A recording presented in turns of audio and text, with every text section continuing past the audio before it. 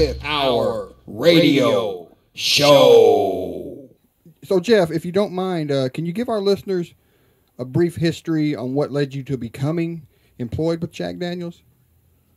Sure. I'm actually the first master distiller at Jack Daniels that was not born in Lynchburg, Tennessee. We're one of very few brands anywhere near our size that only have one facility, and located in southern Middle Tennessee. But I am a native Tennessean. I grew up a couple hours away in West Tennessee, a town called Jackson, Tennessee. And when I went away to college, I pursued an engineering degree and thought that I would end up actually working in the automotive field somewhere. But that was really more of I think a heart decision than a head decision. Ever since I got a set of keys to a car, I've always loved them and thought that would be something I'd be passionate about. But I ended up graduating with an engineering degree, and there wasn't a lot of employment opportunities available in the automotive field. So my hometown is famous for not a whole lot of things, but it's where all the Pringles potato chips are made. You got to be famous for something, right? Yeah.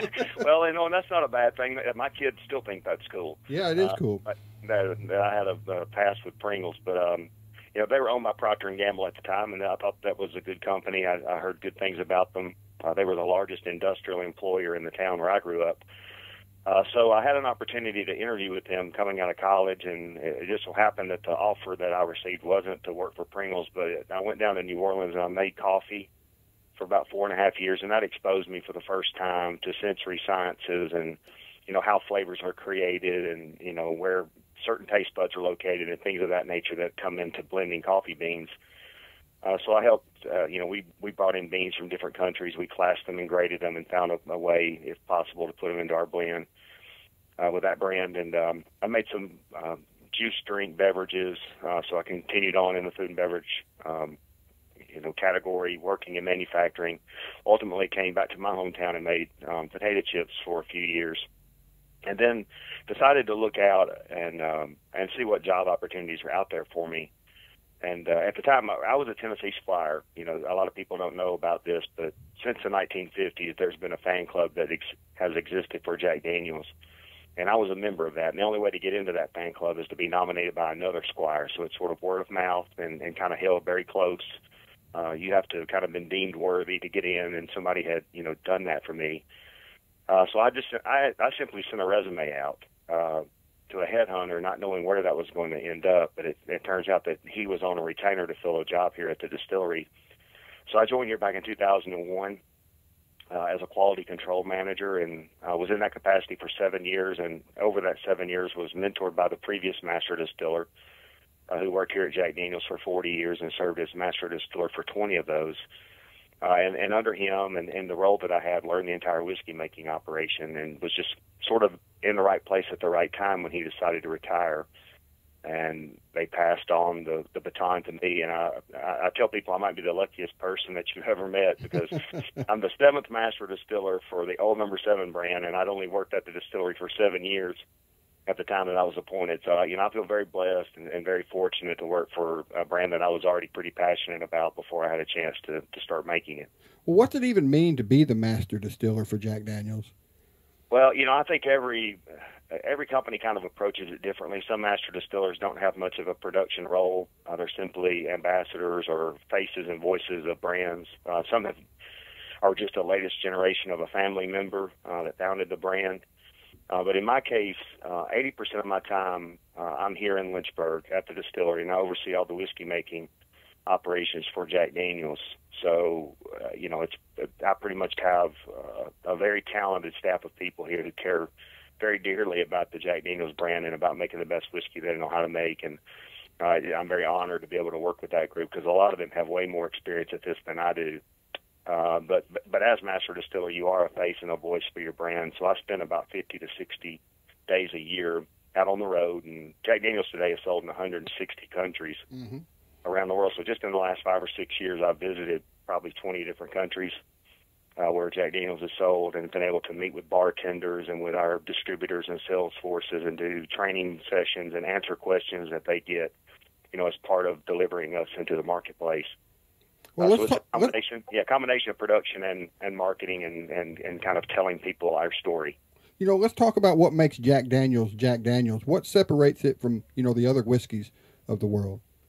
Well, I think one of the big questions that people don't quite understand is when you see the word Tennessee whiskey, how is that different than Scotch whiskey, bourbon whiskey, or anything like that? And Jack Daniel's is not the only Tennessee whiskey. There are some others out there, but I think by far we're the one that people know the best. But whiskey, if something is called a whiskey, it means it's been fermented from grain. It's been distilled and matured in a barrel. So that's sort of what all the products that fall under the whiskey category all have in common, is that we're all grain-based, we all distill, and we all mature in a barrel of some sort. If you become bourbon whiskey, the parameters narrow in considerably. You can't just use any grain in your grain bill. You have to be at least 51% corn. You have to distill it under 160 proof. And the big difference in bourbon whiskey and the other whiskeys of the world is that you can't reuse barrels. You have to use only new charred oak barrels. And this is, to be bourbon, you have to be a product of the United States. So it can only come from one of the 50 U.S. states. And, of course, Kentucky has really, most people think all bourbon comes from Kentucky, and 95% of it, I'm sure, does. But as Tennessee whiskey, we're actually a form of bourbon whiskey. We do everything to make Jack Daniel's that the bourbon people do. We have to be 51% corn to be bourbon, and Jack Daniel's is 80%. You have to distill under 160 proof. We distill at 140, which puts us comfortably under that. We also use only new charred oak barrels. We're actually the only manufacturer today that actually makes whiskey and also makes its own barrel. We have a patented process in making our barrels. That's why we make them for ourselves, where we toast the barrel first. That kind of caramelizes the wood sugars. It brings out a lot of the sweet notes of it. But the big difference when you look at Tennessee whiskey versus bourbon is that we do one additional step, and that's after we distill and before we go in the barrel. Every drop of our whiskey has to pass through 10 feet of hard sugar maple charcoal before it's placed into the barrel. And there's been some argument over this. I don't know if you followed the news around here, but there's been some argument among the distillers of the state as far as what constitutes Tennessee whiskey. But I would tell you that historically, the heritage of Tennessee whiskey is largely ingrained in that it's all charcoal mellowed. That was sort of Tennessee's unique distinction and offering to the world of whiskey, I think. And certainly Jack Daniel's has done what we could to help Tennessee make a reputation for itself as a great place to make whiskey, and that if you see something that says Tennessee whiskey on the label, that you should expect good things from it. As far as the brands, your major sellers, your Old No. 7s, your Gentleman Jack, your single barrel, what's the characteristics that really differentiate these? Well, of course, a lot of people only know us for our Old No. 7 Black Label brand, and it's clearly our big seller. It's the one that put the distillery and the town of Lynchburg on the map. I would venture to say it's probably the most widely distributed whiskey today. It is considered the #1 whiskey label. There is no other label of whiskey that outsells our Jack Daniel's Black Label.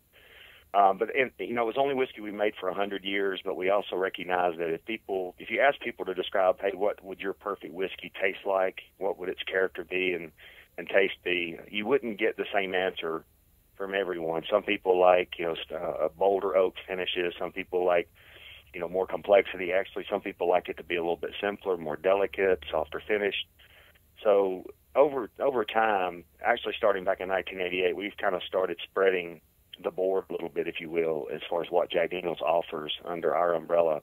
The first of those was Gentleman Jack, and to make that, we actually took a batch of Old No. 7. It was matured in a toasted and charred oak barrel here in Lynchburg. But before we put it in the bottle and sent it off, we put it back through charcoal mellowing a second time.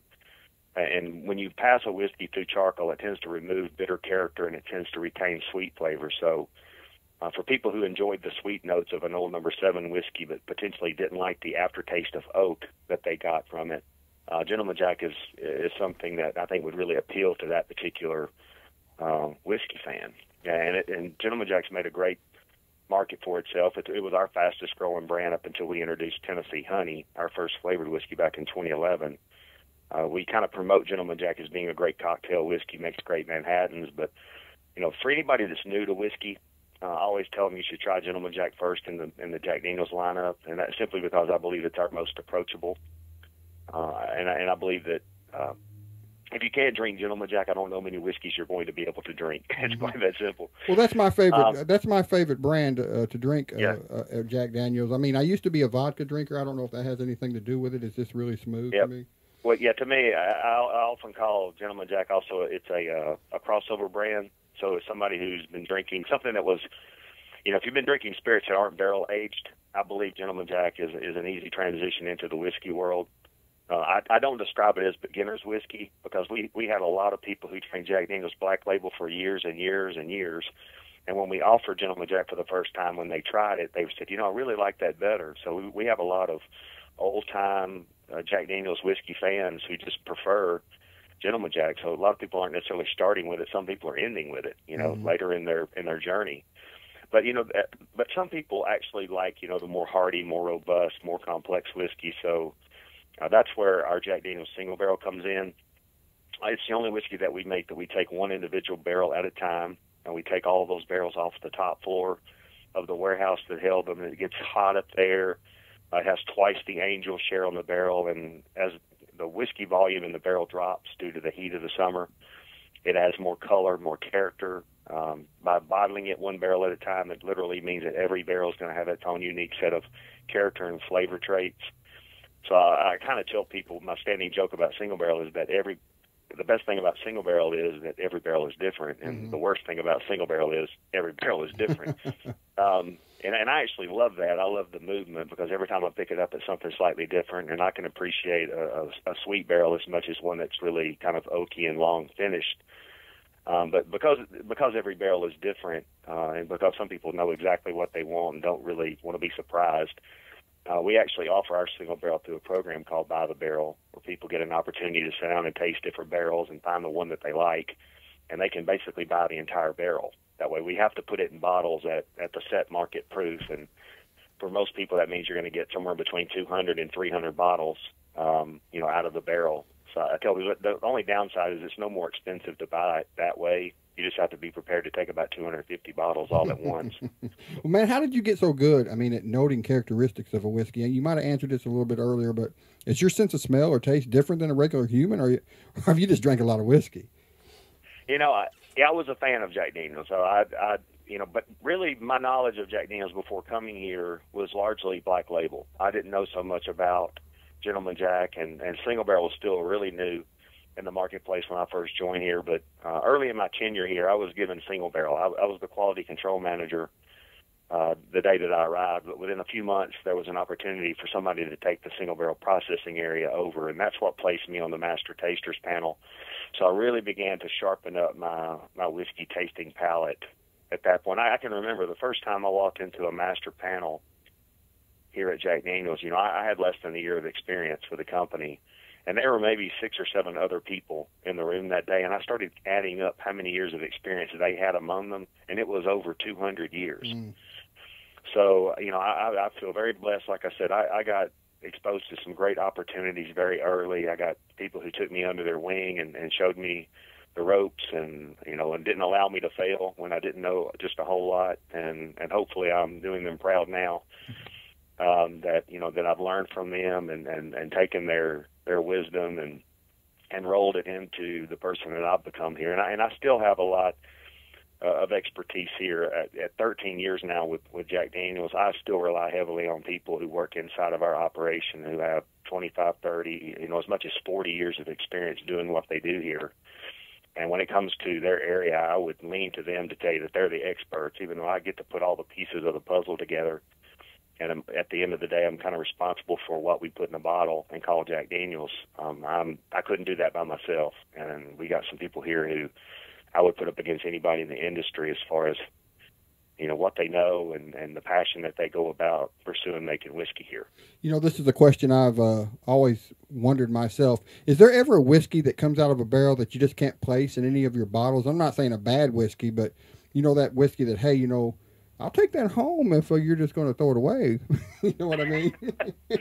We've had some stuff that it wasn't really for quality reasons, but there are some legal guidelines that you have to be able to meet. And if you just by chance don't get some of those guidelines right, you do have to destroy it. There's a process by which to go about it. But, I would tell you that we have not had that happen here very often. We're constantly testing, throughout the process, and we know all the areas where quality can either be created or could be, a failure. And we're on top of those areas pretty heavily. We don't wait till, years down the road to start tasting the whiskey to find out what we have. We're, literally from the time the water and the grains arrive, we begin testing, and we're monitoring it every day throughout fermentation. We're monitoring the stills as they run every hour. So it's not like we're going to be surprised. We know very well what we're doing, and we try not to ever be driving blind or in the dark.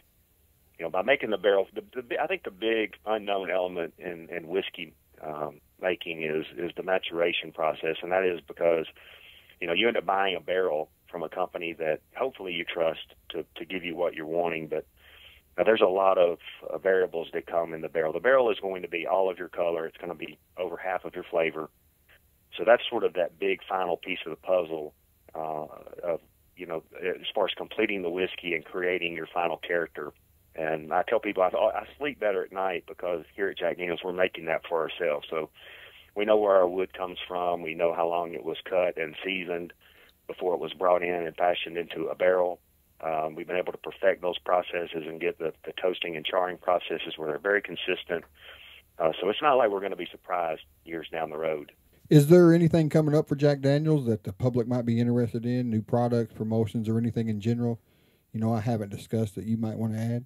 We of course, we have come out with our first moonshine-style product as far as an unaged whiskey. We did that a couple of years ago, and it was our first rye whiskey since Prohibition. And the people who tried it, we have some people who cover our industry, and it was largely applauded as far as white whiskey type products. People thought it was really good, and we did as well. We wouldn't have put it out if we weren't proud of it. We followed that up with a straight rye. We called it a rested rye, so that kind of gave people another glimpse at the product about 2 years into the maturation cycle. And normally anything that's a bourbon type product is going to be twice that amount of time in the barrel. So we still have another release that will be the final release, if you will, of the rye whiskey from Jack Daniel's, and we're excited to be offering that. But that's going to be coming out probably next fall is the timing that we're on at this point. But we came out with a flavored whiskey that's called the Tennessee Honey, and did extremely well with that. It was very well received, and so we are now test marketing in 3 states. We're in Pennsylvania, and Oregon, and in Tennessee with a product that's called Tennessee Fire, which is more of a cinnamon style with a whiskey base for the alcohol, and it's doing really well in the markets where we've released it so far. But we're just kind of looking and seeing what kind of opportunities are out there. So I'm much more a fan of working at a grain level. As a distiller, I find that more interesting than working with the flavors. But we can't ignore at this point in the whiskey world right now. Flavored whiskeys are hot, and you don't need to walk away from those opportunities because it brings a lot of new people to your brand. What we found with the Tennessee Honey is a lot of the people that started drinking Tennessee Honey were not whiskey drinkers. Brought a lot of women into the Jack Daniel's brand, so that was another great thing for us. We've largely been a man's brand. All whiskeys have been considered sort of men's brands, but I think the Tennessee Honey really kind of for Jack Daniel's has kind of started to soften maybe that male only attitude. If people perceive that, we've never wanted to be that way as a brand, I don't think, but I think whiskeys just kind of get that whether they want it or not. But that has really welcomed a lot of women in. So for men who like to drink whiskey and would like their spouse or partner to enjoy one with them every now and then, I think the honey's a nice compromise that the men and women can both enjoy. This right here is going to be a no-brainer for you, but where can people go as far as website and social media to get more information about Jack Daniel's? It's that's pretty easy. It's www.jackdaniels.com. All right. And you have to type in your age. You need to be at least 21 years old to get in there. We try to be responsible marketers and not ever open up marketing to people who are underage. But about everything you would want to know about Jack Daniel's is on there, and I think there's also a way to contact us and ask questions if the website leaves you wanting to know more. Mm-hmm. So I'm curious. Can you order Jack Daniel's online? To my knowledge, you can't. You can't prove your age or whatever. Yeah. Yeah. The beer and the wine industry have a little bit more latitude. I think around interstate shipping where you can like order from wineries into certain states and ship across state lines. But spirits are pretty well regulated, and they have specific state laws, and a lot of states wouldn't look kindly the product being paralleled across a state line, and there has to be so many tiers in it. We can't sell directly to the consumer as a distiller. We have to sell to a distributor who sells to a retailer who sells to a consumer. So that's one of the reasons why distilled spirits are so expensive, as compared to maybe some of the other forms of beverage alcohol today. We're constantly lobbying for some level of fairness there, but we pay 3 or 4 times more in taxes for the same equivalent amount of alcohol as like beer and wine do. With a typical distilled spirits bottle, about 60% of your shelf price is tax.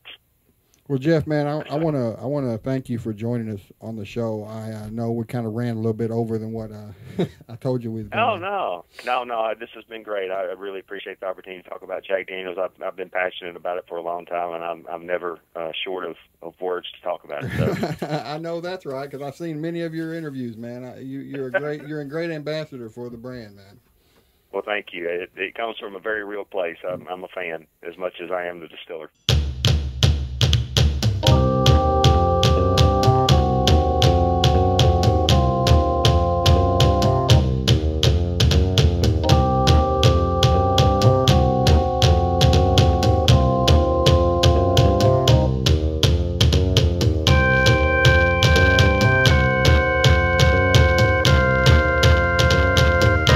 The 25th Hour Radio Show.